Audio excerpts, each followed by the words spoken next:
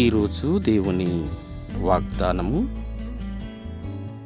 అందుకు యేసు ఇట్లనెను, నా నిమిత్తము స్వార్థ నిమిత్తమును ఇంటినైనను అన్న దమ్ములనైనను అక్క చెల్లెండ్రలైనను తల్లి తండ్రులనైనను పిల్లలనైనను భూములనైనను విడిచినవాడు ఇప్పుడు ఇహమందు హింసలతో పాటు నూరంతలుగా ఇండ్లను అన్న దమ్ములను అక్క చెల్లెండ్రను తల్లులను పిల్లలను భూములను రాబోవు లోకమందు నిత్య జీవమును పొందునని మీతో నిత్యముగా చెప్పుచున్నాను.